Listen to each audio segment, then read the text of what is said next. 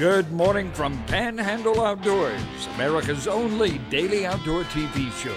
Your source for fishing, hunting, and information for folks who enjoy the great outdoors. Now sit back, relax. It's Panhandle Outdoors. Good morning, folks. Welcome to Panhandle Outdoors. I'm Winston Chester. Glad you're here this morning. Got a big show lined up, but first, as always, our weather brought to us by Haney Technical Center at the corner of Baldwin and Highway 77. We're looking high today around 84, 85, or low around 72. Got a chance of rain. Our water temperature looks like it's around 81 degrees. So it's sort of plateaued out last week or so, but it's going to pop back. I think it's going to start rising up pretty soon. So we'll keep an eye on that for you. Now, I don't have the river readings this morning, but I do have the tide chart brought to us by Kent Forest Lawn Funeral Home and Cemetery. Again, good tides. We're wrapping up the month of May. Can you believe that? We're looking at a high tide at 12:51 right after lunch and a low tide at 11:59. And it's going to be a good 12-hour, exactly 12-hour tide right there. Also, the marine forecast be variable winds coming out south-southwest. So that's a quick weather. We've got a lot of stuff to cover today. We've got to add some more names, and we're going to give away a rod and reel today. So stay tuned, and we'll be right back. Okay, welcome back. Before we get to rod and reel drawing, we're going to talk a little bit about wade fishing. Now, not surf fishing. Surf fishing when you go out in the Gulf of Mexico, but we're talking about wade fishing because it is so much fun, and it is really a lot of folks can do it. One of the first things you want to have is this is like a belt. Okay, put this around you, and the good thing about it, you can put your rod in it, while you're taking the bait, taking the fish off and off. So always have a belt with you, then the stringer for your fish. But wade fishing, I'm going to talk mainly about the areas where you can wade out in bay areas, so it's not in the Gulf and all. So I'm going to start on the eastern end. No way I'm going to finish all of them. I'm just going to do a little 5-minute segment. I'm going to show you the best, and I've fished most of these spots I've talked about throughout my lifetime, so I haven't been there lately in some of these places, but I know it's very good wade fishing, and one of them in particular. But I'm going to start on the eastern end, actually on the other side of Carabel. Look at Lanark Village. Y'all see Lanark Village? Now we're talking about east of Carabel, and this is part of the bay system. And you got that little spit of an island, but if you can wade out from Lanark Village, there's some excellent fishing there. Okay, Lanark is one of the first retirement villages in Florida. It's the first one ever up here. And a neat place down there. So wade fishing from there. Now I want to come back here. If you can get across over here to St. George Island, this is a dog island, and if you got to take a boat out there. Now you can go with a boat and also go wade fishing from a boat, and this is one of the top spots to do that because it's very isolated. Come up on the backside of Dog Island and get out in some of these grass flats, and you can do some excellent, anchor your boat up and some excellent fishing. So that's a combination of boating and wade fishing. Let's go on over here to St. George Island, and y'all know how much I enjoy going here. I'm going to show you one of the spots that we go every June. I'm bringing this up because right on the verge of June, and June is a wonderful time to go wade fishing. Here's a bridge that comes across, okay? Coming down here in the state park, right here around Goose Island, and we took a kayak again. We take a kayak out of here. I'm keeping everything sort of in the center. Put your kayak in right in there along and just paddle out and go over here to Goose Island and wade out. You've seen the videos before. We'll usually do the first week of June. We'll try to do some serious wade fishing in that area right there. And also you can go on down to the tip down here and wade fish on the bay side. Now I'm not talking about on the Gulf side. I'm talking about on the bay side of that area. Okay. And then of course on this side of East Point, there's some places you can enter right in here. You can wade out. That's on the east. That's called East Bay, and that's going over here to. Okay, now one of my favorite places. Got a little campground right here, Indian Pass. You wade out from that campground. Okay, you can wade fish. I'm talking about going toward the bay system and wade fishing. Now it's muddy here, so be careful. You're gonna bog down in some mud, and the oyster shells are pretty plentiful. But right here off that point, and all some good red fishing and trout fishing. Okay. Going to St. Joe Bay. Let's go over on the Cape side first. Of course, you put your kayak in. Wade fishing all through here on the bay side is excellent. You can do it up here at Eagle Harbor. Okay, y'all see this area right in here. This is where the state park is, and wade fishing all throughout here in the middle of the screen, all throughout this area here, folks. It's some really good fishing off the point right here in the middle of the screen, off that point right there. Really good grass flats. Okay. And then we're going into, okay, and then there's a kayak launching area right in here where you can launch your kayak, and it is going to be right here, okay, right in the center of the screen. Richards and Hammond. You launch your kayak here. In fact, I'm going to draw right here in the middle so you can see where you can, that little road you drive down, you launch your kayak, or you can wade out here. Very good fishing and also some good scalloping out there, but it gets hit. It used to be pretty isolated, but it's hit pretty hard now because a lot of people are there. Okay, so now I want to go, one of the top spots to wade fish is actually at Port St. Joe, okay, right in the middle of the screen. I call this Town Beach. Okay, here, okay, I'm going to zoom on in. And you can park, the beauty of this, you can park along Highway 98 on the bay side and wade out all through here. This whole area you can wade out. This is some of the best wade fishing you can do. In fact, every time I go by there, I see guide boats out here all of the time, okay? And that area there is this excellent place to go. All right, let's move on, keep moving east, and we're working on in Highland View. Okay, drive up on that bridge right there. See the bridge, drive up on either side of it and wade out toward the bay. And you see the grass flats, and you got a channel, excellent flounder fishing right there. And really, take a jig with you and fish along that channel. And it's pretty good walking. It's a little bit muddy at spots, but it's a good sandy spots too. And you can get whaling out there. Get a lot of boats fish there too. But you can get to there from land. Again, moving on down right here in Highland View. Okay, right out here, all through Mexico Beach, of course, is surf fishing, but you can wade on out. And then, of course, Crooked Island Sound. If you can get in there on the Tyndall side, if you can do the north side, okay, a lot of y'all, you can put your boat in, come up here, anchor out, and then walk all through this area in here, and that's going to be some really good fishing there. Let's move on quickly into the East Bay area. East Bay, of course, the Tyndall Bridge, okay.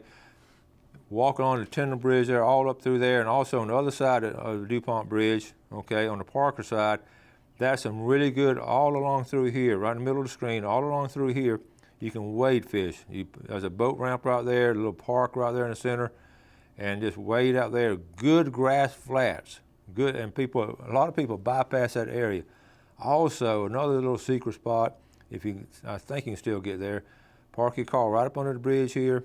Okay, this is on the Parker side, and then right in the middle of the screen, that point right there, and then going north off that point is really good grass flats. And that's some really good spots now, okay? So now let's move on in, and of course, all along here, but right here in Panama City, to me, the top spot to wade fish is right here off Beach Drive. You can park, okay, there's a city marina on the lower right-hand corner.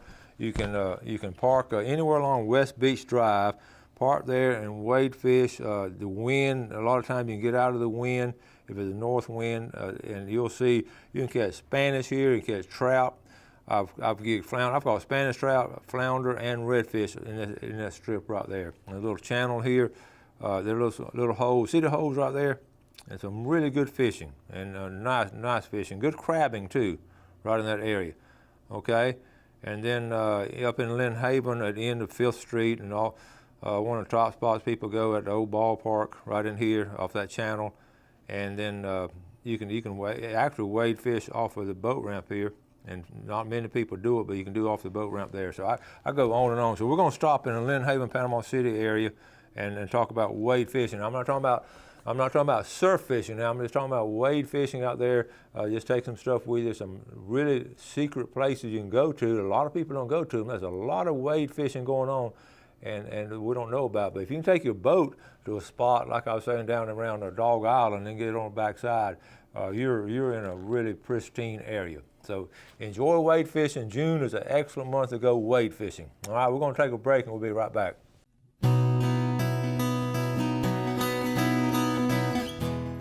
Okay, welcome back. I got a couple of names to add to the Fishing with Coach trip, and we're doing this on a daily basis on the Seminole Wind. Whether it's going to be a fun trip, and it's going to be on the date of June the 27th. I believe that's on a Tuesday. Actually, that Tuesday I had 2 opportunities to go fishing. Of course, I'm taking this one because it's the first one, but I'm missing out on a good one with David Smith. Okay, we're going to add Sammy Sowell from West Bay. That's one of the original pioneer families from West Bay, the Sowell family. All right, Sammy, got you in here. And Johnny Brock Sr., got you in here.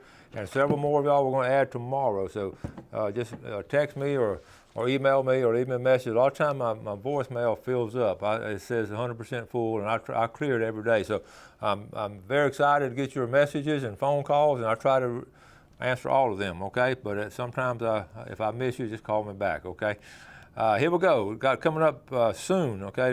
Not this Saturday, but next Saturday. We're going to give y'all plenty of time. I mentioned this last week.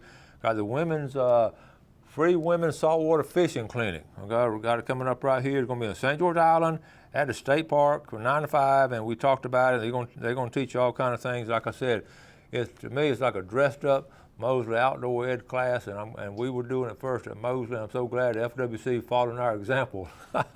So that's good. And really and truly, a lot of times ladies are reluctant to get out and learn things because they feel intimidated by people who know what they're doing.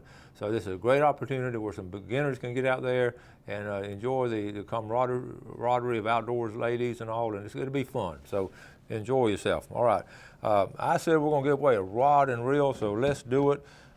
This is for just a general drawing, and now in another week I'm going to add all the names. I told you in June, all the people that's won.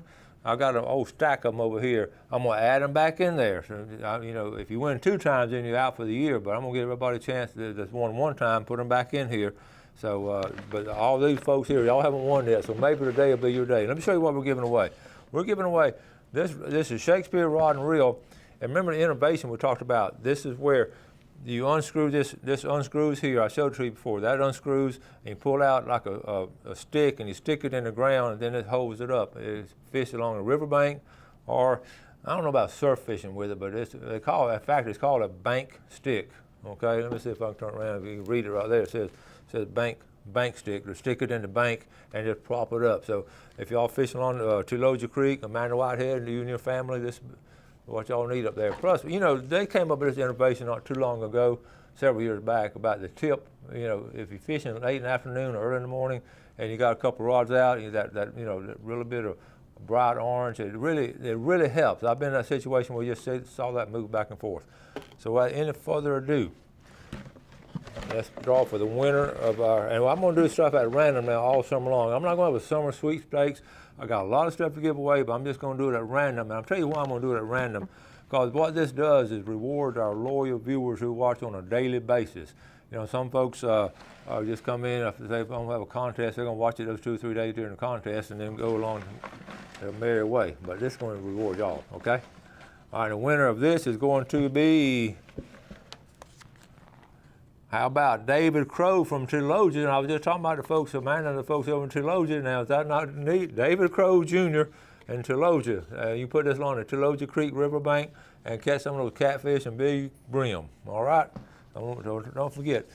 Now, when you win a prize here on Panhandle Outdoors, I'm going to give you a couple of weeks to pick it up. Now, we've had a couple of people didn't pick stuff up, and after a couple of weeks, I'll give it away again. In fact, I've had to do that 2 times this year. But I saw everybody else picking it up. So if you're having trouble, like one guy that texted me, he'd on a vacation for a month long, and I saved his, so his is still here, okay?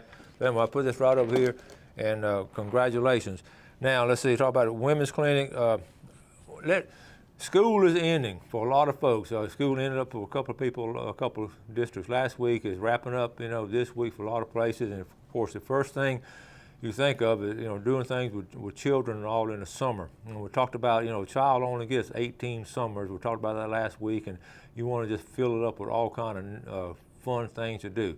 And of course, the biggest thing now, people are trying to keep kids away from away from this right here. Okay, so in fact, I just got a message here, but I'll read it later. But anyway, some of the things you can do, and you got the parameters of what our society, mores haven't not caught up with. This came out faster than what we could do as families and all on trying to put limitations and parameters on. It's been fascinating, even as a teacher, watching it develop. It really has, the use of it.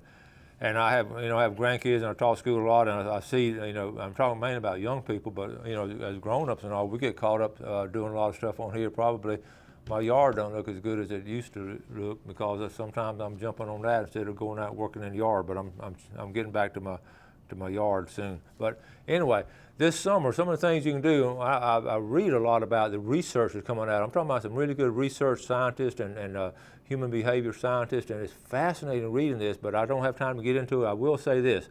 We, as a society, as grandparents and family and all, do have to put some rules on these. And I'm talking about the summer. Some of the things we've done from day one, you're not going to bring these to the dinner table, and we're not going, just kids and grandkids know that, and it's just that's from day one.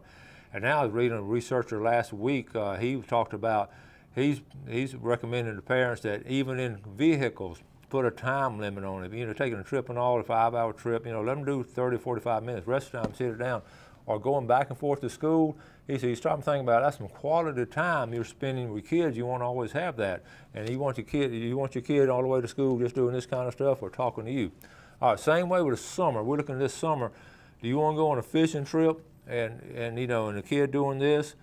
Sure, you want the kid to come out and take a picture of it. That's going to be great. But our society is just overrun with the use of phones and electronics and games and all, and I see it all the time. I know we've talked about it with some of you folks and all.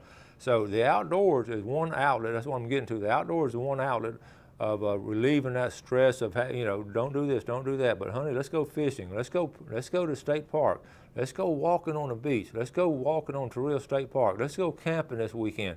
And there's so many things we can do in the outdoors to help that family bond and help that communications in the family. I just feel very, very strong about this, and I want to urge to. So as you're making your summer plans, and we're going to do some really neat stuff with our family this summer, and we will have some electronics with us, but I can promise you that will not be the prevalent part of our trips, and all will not be the electronics, and we'll have some parameters and some rules on it. And it's just, I want to urge you to do the same thing as grandparents, and I know they're not your kids and all, but you can have some certain rules and suggestions and all. So, but read some of the research on it. It's fascinating about what's going on, even with kids' posture, about how they're holding their head down like this all the time. So I've been fascinated with it. So, okay, so anyway, this summer, go and start making summer plans, and make sure your summer plans include a lot of cool outdoor stuff. When I say cool now, you're not going to have to do it in the middle of the day. Try to do it early in the morning or late in the afternoon, or you're going to do stuff, traveling and all, be around some shade, around under the tree and all. All right, we're going to take a break, and we'll be right back. Okay, welcome back. Now, don't get me wrong. Let me do a fishing game time. 5:11 to 7:11 this morning. Brought to us by Blue Water Outriggers down in Port St. Joe. They got a lot of stuff down there. My truck just get on Highway 98 going through Port St. Joe. My truck just turns automatically in the Blue Water parking lot every time I go by there because it knows I've got it trained. Okay, this afternoon, 5:38 to 7:38. Don't get me wrong on this. There's so many great things that can be done on communication, information, and a lot of stuff I share with you comes off this. But it's just got to have some boundaries to it, especially with young people, okay, and drivers. Wow, that's another show. Let's get a couple of emails, okay? I'm going to try to answer emails. A lot of times I like to answer them on air because a lot of us have the same questions. This is from Gary Lowe. He said, hey, Coach, a few years ago I went fishing with Captain Roy a few times, and we always caught a lot of specks. Now I have a kayak, and I go to some of the same places, East Bay and West Bay, plus North Bay, and the few trout I catch are very small. I can't say I'm an experienced fisherman, but I do go out a lot and can't seem to catch any keepers, trout or redfish. Do you think there are fewer fish in the bays these days, or am I just not looking in the right places? I'm going to show you the answer. That's a good question. I get that a lot. Here's my answer, okay? Hey, Gary, that is always a question fishermen are asking, and there are several answers. I do believe we have less trout in the bay. Captain Roy and I talked about this on our last trip we took together. There are also a lot more fishermen on the water on a daily basis. Plus, there used to be 2 to 3 guides on the water. Today, there are 10 or 15. Also, we have less seagrass now than we did years ago. And there certainly is a lot more pollution in the bay, a lot more septic tanks on the water, leaking in the bay from waterfront homes. The city sewers, they're still not clean. Bayfront yards are being fertilized and running off in the bay. The country club golf course fertilized running off in the bay. And that's enough answers. My advice, Gary, is to continue fishing, but change baits regularly. fish moving tides and move around a lot. Winston, there's a lot to be said about that, and our bay water quality is, I look at the scallops, and that's like the canary in the coal mine. We just don't have a lot of scallops in the bay system where we used to have a bunch of them. And there's all the common, not one thing, it's stormwater runoff I didn't mention, all kind of things. And all this Horizon oil money, it's a shame our political leaders have not made a concentrated effort to take some of that money, all these bayfront homes, including mine, and put us on some kind of sewer system to get that water. I'd be glad to pay a monthly fee for a sewer system instead of a septic tank where I know it's going to leak out into the water. And they're all through not just North Bay, West Bay, and more development's coming. But we've got to get that water, and we've got all that Horizon oil money and some of that money, not just here in Panama City, on Choctawhatchee Bay, on Apalachicola, any bayfront home or within 200, 300 feet of the water should be on some kind of city or septic system. So I can go on and on that. I've got some more questions real quick. Let me, but you see, here's this question right here. Let me see, pull it up right here. Let's see. Okay, I got that one. I got to move on. This electronics amazing, isn't it? What is your thoughts on using a drone to drop your bait where you want without casting, Ned? Okay, here's my answer. I get tickled on that because we've talked about it. Here we go. Interesting thought. I predicted this when they were first coming out, and also for hunters surveying their fields for games. I don't know if I would do much of it during hunting season, but I think it's a great way to get your bait out. The one thing to keep in mind, though, would be the wind conditions, especially along the surf. How wind can really compromise a drone. Let me know how you do. And this, drones open up all kind of outdoor activities, and we talked about it a couple years ago when they're coming out. So it's going to be fascinating to see what goes. But as far as taking, especially like shark fishermen, as far as taking your bait from the beach, like 200 or 300 yards out and dropping it, I think that's a great idea. And it's a lot safer than paddling out. And because you got bait, bloody bait, and all, you turn over, you're going to be in trouble. So anytime you have any kind of question at all, I try to answer them. If I don't answer them on the air, I'll get back in touch with you. So good questions right there. All right, we've got to wrap it up for today. We've had a good time. We've got a big show tonight for tomorrow. Remember, always do something good for your fellow man. You have a great day. Enjoy the great outdoors, and God bless. Thanks for watching America's only daily outdoor TV show, Panhandle Outdoors with Winston Chester, featuring hunting, fishing, and other activities and information to help you enjoy the great outdoors. Join us next time for Panhandle Outdoors.